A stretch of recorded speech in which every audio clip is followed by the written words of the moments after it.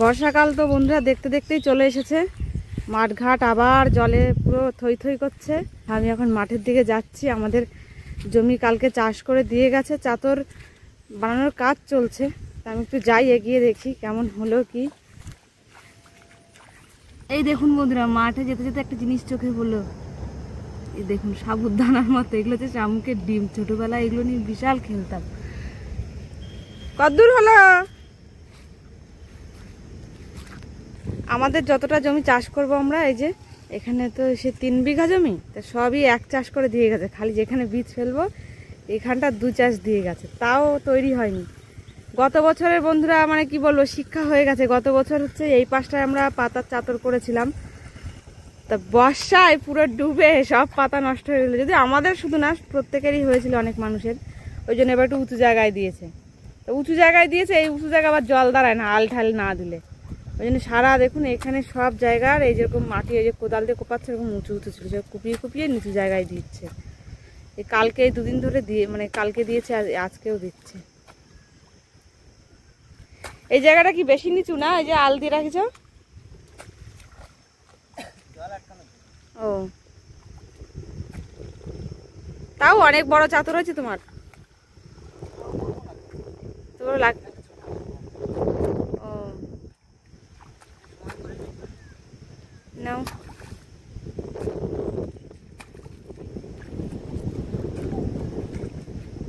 মোটামুটি প্রায় সবারই মানে চাদর রেডি হয়ে গেছে। অনেকের পাতা ফেলা হয়ে গেছে, আবার অনেকের পাতা ফেলে একটু একটু সামান্য বড়ও হয়ে গেছে। এই হচ্ছে এখনকার অবস্থা সবারই। চারিদিকে জল কাদা, তার সঙ্গে ব্যাঙের ডাক। আমি স্ট্যান্ডার্ড চাষি, আমি মাঠে জুতো ছাড়া আসতে পারিনি, আমি হাঁটতেই পারবো না। হ্যাঁ, 1 হাঁটু জল। ও আমি ঠিক ট্রেনিং, আমার অভ্যাস আছে। খালি পায়ে আমি আসতে পারবো না, কিন্তু 1 হাঁটু জল হোক তার মধ্যে দিয়ে আমি চপ্পল পরে চলে আসবো। হ্যাঁ, তোমার এই কাদার মধ্যে যেতে পারবো না। একটু নেমেই দেখি। ওরে বাবা, অর্ধেকের বেশি ঢুকে যাচ্ছে। হাওয়া দেখেছো মাঠে কিরকম? আস্তে আস্তে পুরো কাদা দিয়ে মাখায় দিয়ে গেল আমার। তাহলে আমি পিছনে সরে যাই। আমার নাক মুখ ব্যাট দিয়ে ভরে গেল একদম। এই যে যতটা জায়গা দেখছেন, এই এতটা জায়গা পুরো এরকম ছিল। মানে জল বেঁধে থাকলে তাহলে চাষ দিলে একদম পুরো পাক মাটি হয়ে যায়, সমান হয়ে যায়। কিন্তু এখানে তো জল ছিল না। কালকে 10টা দিয়ে 3টে পর্যন্ত 5 ঘন্টা কাজ হয়েছে। বাড়ি গিয়ে আর 2 ঘন্টা, টোটাল 7 ঘন্টায় কমপ্লিট হলো একার জন্য। তো হ্যাঁ, ঠিক আছে, যদি 5 জন হতো তাহলে 1.5 ঘন্টার মধ্যে কমপ্লিট হয়ে যেত। 5 জন লাগবে না, 2 জন হলে তোমার অনেক তাড়াতাড়ি হয়ে যেত, গল্প করতে একটু, তাই না? বলতে পারবো আমি একা করেছি, যা করেছি সব। হ্যাঁ, এরকম চাষ না থাকলে, একটা ঘাস না থাকলে ভালো লাগে দেখতে। আর এই যে যদি আবার মানে কি বলে, বর্ষা একটু থেমে যায়, এই জায়গায় যা ঘাস গজাবে।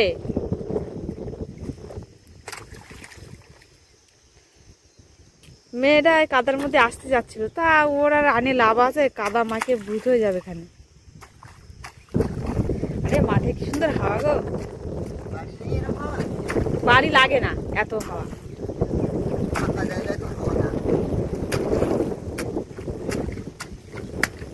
তোমার ওই দেখো, ওই খালের পাশটা নেট দিয়ে ঘিরে দিয়েছে, ভালো। এবারে ইঁদুরের চাপ কম হবে, দেখবা। ওই খালটা একজনেরা লিজ নিয়েছে, নিয়ে পুরো চারপাশ ঘিরে দিয়েছে, না হলে ওদের মাছ সারা মাঠ হয়ে যাবে যা ছাড়বে।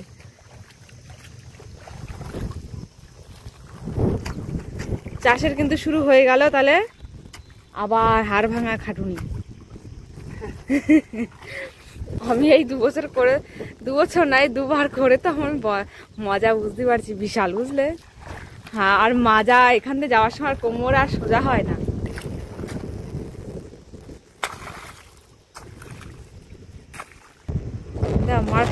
আমার গাছ দিকে মারে না, আমি সরে যাই। কালকে বাড়ি গিয়ে আর মানে কথা বলার মতো অবস্থা ছিল না এরকম। আর বুঝতেও পারিনি মাঠে কি বলুন তো, বর্ষা হলে না আমাদের স্কুল মাঠটায় সব আমাদের পাড়ার ছেলেরা, অনেকে বড় বড়রাও আছে, সব ফুটবল খেলে। আর ও ভাবছে কি তাহলে ওরা এখনো খেলছে মানে বেশি বেলা মনে হয়নি, একটা দুটো একটা মনে হয় বাজে, এরকম ভেবেছে। বাড়ি গিয়ে দেখে কিনা 3টের বেশি বেজে গেছে, ওই জন্য এরকম কষ্ট হয়ে গেছে। আমি বলছি মানে আমি ডাক দেওয়ার জন্য না, আমিও ঠিক বুঝতে পারি। আমি বলছি তুমি মনে হয় অল্প একটু আছে করে আসবা কাজ, ওই জন্য নিজে বুঝতে পারোনি। তা আমি কি বুঝতে পেরেছি? তাহলে আমি তো কলে এসলাম যখন তখন ডাক দিই।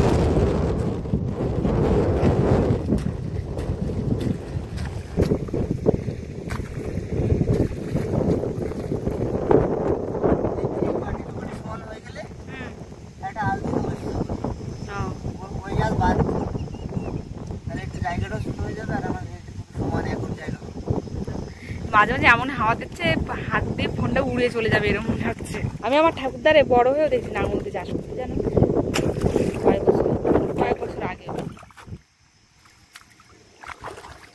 সব জমি দিত না, যে চাতরটুকু ওই চাতরটুকু দিত, মানে আমি বড় হয়ে দেখেছি। আর তার আগে নাকি সব জমি নাঙল দিয়ে চাষ করতো।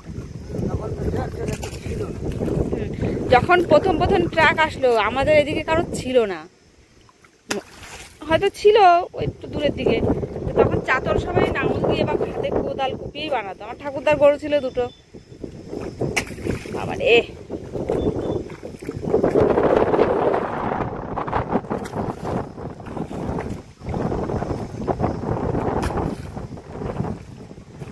আমি তাই ভাবি এই কয়েকদিনের কথা না, তার মধ্যে কত কিছু পরিবর্তন হয়ে গেছে। এখন আর গ্রামের দিকে বেরোলে কারোর বাড়িতে ধানের গোলা পাওয়া যায় না, অথচ আমার যখন বিয়ে হয়েছে তার কয়েক বছর পরেও আমার বাপের বাড়িতে ধানের গোলা ছিল।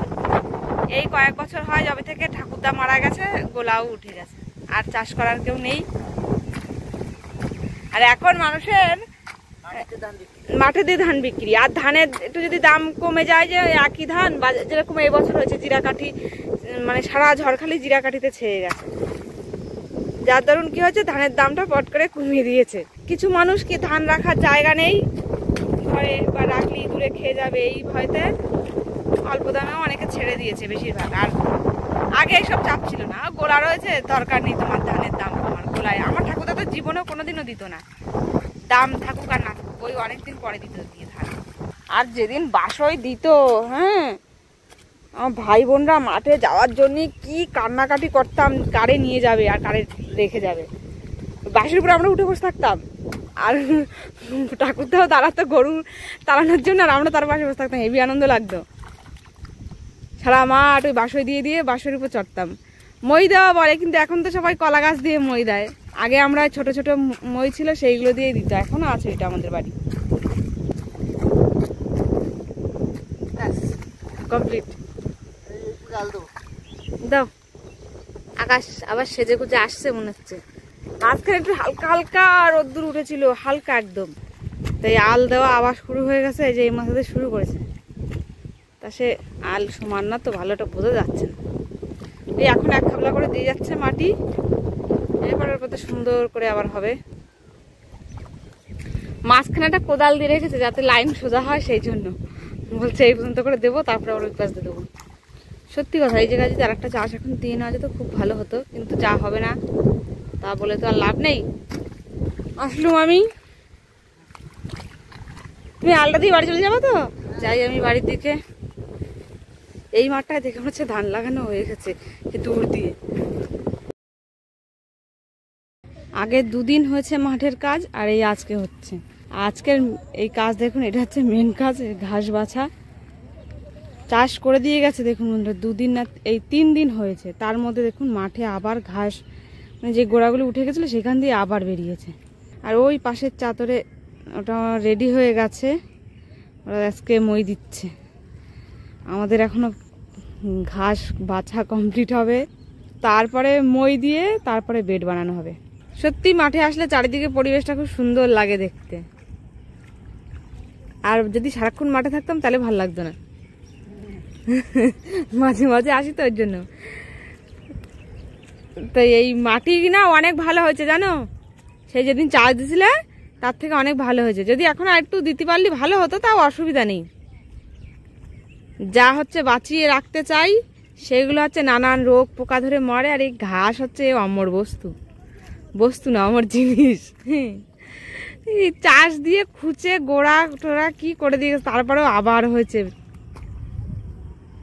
আর ওইটাই তো সে কি বলবার কেমন একটা লাগছে এটা দেখতে। ওই জমিটা জল টল বাঁধে নেই, সে চাষ করে দিয়ে গেছে, আবার ঘাস সোজা সোজা হয়ে গেছে। ও ওরা হচ্ছে বীজ ফেলাচ্ছে না, এক পাশে মানে একটা লোক নিয়েছে, সে কাজ করছে, মই দিয়ে টেনে সোজা করছে, আর এক পাশে ওই যে বীজ ফেলবে বলে ওই যে বাড়ির থেকে ওদের বীজ নিয়ে আসছে। আমরা দুদিন বাদে ফেলি, অসুবিধা নেই কোনো, আমরা দুদিন বাদে ফেলি, কোনো অসুবিধা নেই। আর বীজ আনা হয়ে গেছে বন্ধুরা, আমাদেরও বীজ আনা হয়ে গেছে, কিন্তু বীজ ভেজানো হয়নি। যখন ভেজাবো তো তখন আপনাদের দেখাবো। এই যে এই সব ঘাসগুলো সব ভর্তি ছিল, চাষ দিয়ে এর গোড়া ঠোড়া একদম উঠিয়ে ছিঁড়ে ফুড়ে দিয়ে গেছে। আবার এই যে একটু গোড়ার সঙ্গে মাটি রয়েছে, ঘাস মারা যায় না। হুম, একমাত্র ওষুধ দিলে তবেই ঘাস হবে। তো ওষুধ দেবা না? এখন কেন বীজতলায় দেওয়া যায় ওষুধ? বীজতলায় দেবো, এমনি ধান জমিতে দেবো খানে। এবার একবার না দিয়ে বিরাট বড় ভুল হয়ে গেছে। গত বছর যা ঘাস হয়েছিল, বাছ হাতে নিয়ে এসে আমার বাড়ি গিয়ে কান্না পেয়ে যাচ্ছিল। হাতগুলো যেরকম কোমর যন্ত্রণা করে, এই যে নিচু হয়ে হয়ে থাকলে কোমর যন্ত্রণা করে, আর তারপরে হাতগুলো একটু একটু টেনে টেনে ব্যথা হয়ে যাচ্ছে, এত ঘাস হয়েছিল 2 বার চাষ দেওয়ার পরেও। এইবার আর ওই ভুল করবো না, একদম পাতা বড় হয়ে যাবে, যেদিন লাগাবো তার আগের দিন চাষ দেবো।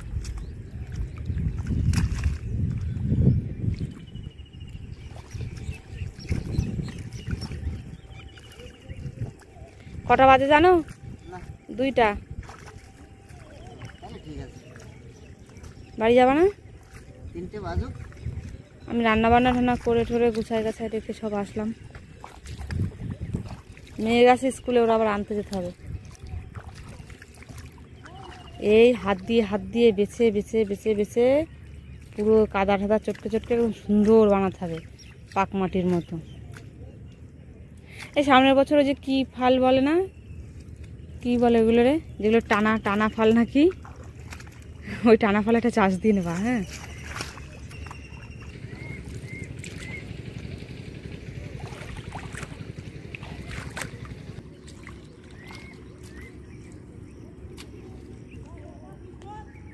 এই বীজতলার জন্য যতটা জায়গা বানানো হয়েছে মোটামুটি, এই যে এখান থেকে এই পর্যন্ত, ওই তার 3 ভাগের 2 ভাগ কমপ্লিট, আর 1 ভাগ রয়েছে, আর হাতে আর জোর পাচ্ছে না। তাই আপাতত এখন বাড়ি যাব। চলো তাহলে, তাও অনেক বেজে গেছে, 2:30 বাজতে গেছে। চলো।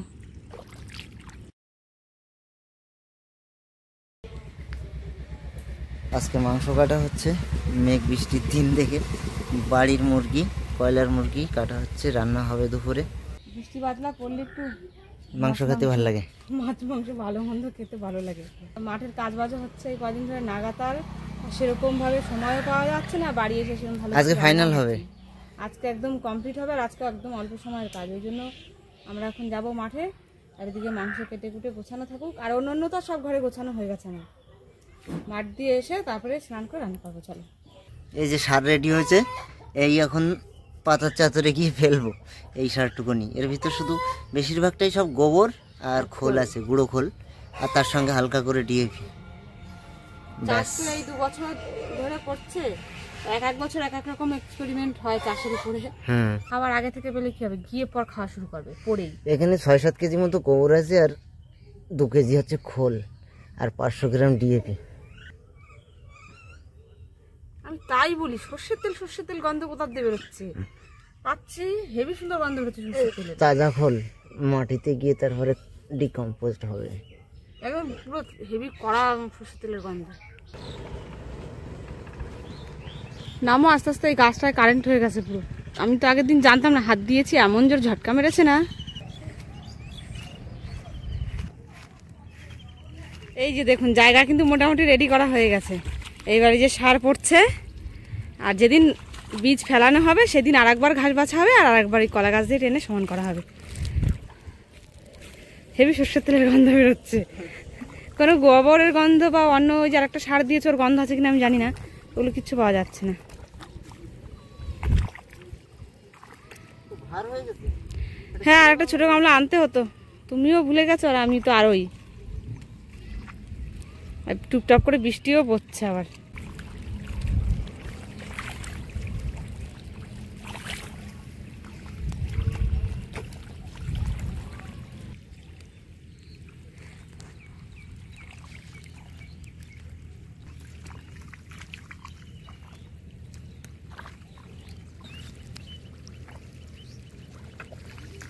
আধ ঘন্টা বলেছিলে, আধ ঘন্টাও লাগবে না, অল্প জায়গা না।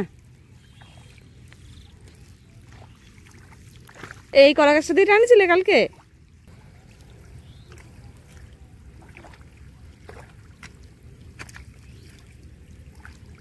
আজকেও সেই সেই আগে একদিন হয়েছিল না, সেই রকম। বাড়ি গিয়ে যা খাওয়া মোটামুটি সবই বাড়ির।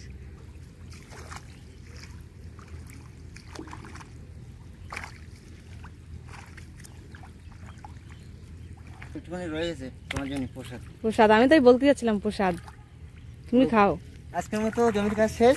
হ্যাঁ, আজকে একদম অল্প সময় হলো আর খাটনিটাও মানে কম হলো। এই ওই জল নাক মুখে দিয়ে না, জীবন ভর এই জল দিয়ে নাক মুখ ধুয়ে আসলাম। সার গুলানো জল না। কষ্ট করে কাজ বাজ করে এসে এখন খাওয়া হবে মাংস দিয়ে। শুধু মাংস তো একদম আর 6টা বাজে আছে, খাবা তাই তুমি? না, শুধু মাংসই খাবো। খাও না। শশা খাচ্ছিস না পেঁয়াজ খাচ্ছিস? ওদের গাছে কারো বসে রয়েছে। চলে চলে এইখানে আয়, অত দূর হাতে পাবো না আমি, এখানে আয়।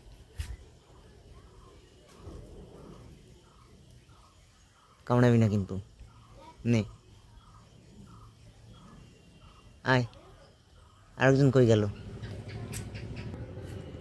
ছোট ছোট বাড়ির আলু দিয়ে গোটা গোটা করে রেখে দিয়েছি, আর মাঝখান দিয়ে আর কাটিনি। হেভি হয়েছে, বুঝেছো? দারুন। একবার খাওয়া দাওয়া। কি ব্যাপার, হাওয়া দিচ্ছ? ভাতগুলো তো আসে এত গরম, মাংসটাও গরম, দেরি সহ্য করা যাচ্ছে না। তাই এদিকে হাওয়া দিচ্ছি, কত দেরি সহ্য করা যাচ্ছে না। আর বড় পাখা চালালে তো এক তো আওয়াজ হবে ভীষণ, আর 2 ঠান্ডা লাগবে। আর আমাদের এদিকে সত্যি কথা বলতে বন্ধুরা, অনেক দিন থেকেই বৃষ্টি হচ্ছে, বেশ অনেক দিন হয়েছে, 15 দিন তো হয়েই গেছে না টানা বৃষ্টি হচ্ছে।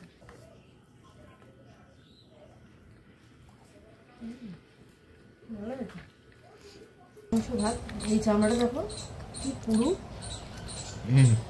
আর এই যে নিচে তেলের খনি একদম। এত তুমি খাচ্ছ?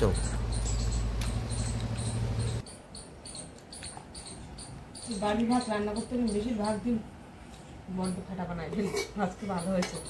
মাঠে ধান ফেলার জন্য যে যে কাজগুলো করার দরকার ছিল, মোটামুটি 3-4 দিন ধরে একা একা করেছি, তো ওই জন্য 3-4 দিন লেগেছে।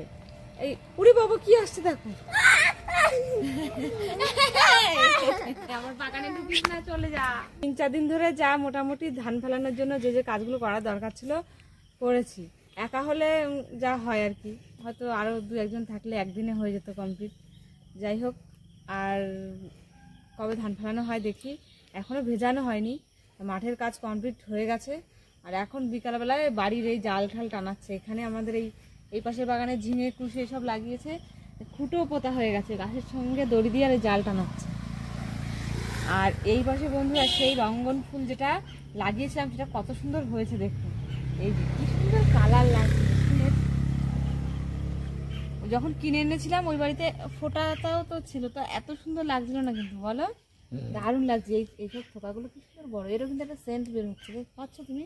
না, দেখো হালকা হালকা একটা সেন্ট বার হচ্ছে ফুলের ঘাট, দেখো হালকা হালকা মধু মধু টাইপের সেন্ট হচ্ছে। আর ও তুলে তুলে, আমার মেয়ে তুলতে মধু খায় এই ফুল তুলে তুলে।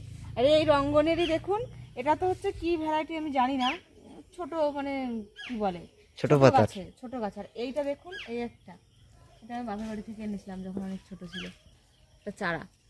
এই যে এইগুলো এটা বড় পাতা, অনেক বড় বড়, অনেক বড় বড়, আর বড় হয় অনেক। আমাদের বাড়ি আগে ভর্তি ছিল ওই বাড়িতে। আর এইগুলো হচ্ছে বড় বড় পাতা, কিন্তু সাদা কালার, এর লাল কালার আছে, কিন্তু পিঙ্ক কালারটা খুব ভালো লাগে। পিঙ্ক কালারটা তো দেখা যায় না, ওই জন্যই হয়তো খুব ভালো লাগে। আর দুপুরবেলা যে শশাটা খেয়েছিলাম, সেটা কিন্তু এই বাগানেরই শশা ছিল, আর একটা আছে এখন তুলে রাখবো। গাছ খারাপ হয়ে গেছে, হ্যাঁ ভোগ লাগে, ভাইরাস ধরে গেছে গাছ। শশা হতে হতে যখনই কতগুলো ফুল টুল এসছে জালি, কাঁচা রোদ লাগে, আরে ছেড়ো না কেন, এটা এরকম কচি, এই খোসা টোসা সমেত খাওয়া যাবে সব। আর এখানে কত জালি পড়েছে, এই যে কত কত, এই যে জালি, এই যে জালি, এখানে তো লাইন দিয়ে এক জায়গায় অনেক করে। যাই হোক, এই 3-4 দিন ধরে তো কাজবাজ হলো, আর সেটাই আপনাদেরকে দেখালাম। তো আজকের মতো ভিডিওটা আমরা এখানেই শেষ করছি। কেমন লাগলো আপনাদের অবশ্যই কিন্তু জানাবেন। দেখা হচ্ছে আবার পরের একটা নতুন ভিডিওর সাথে। তত সময়ের জন্য সবাইকে টাটা, সবাই ভালো থাকবেন, সুস্থ থাকবেন।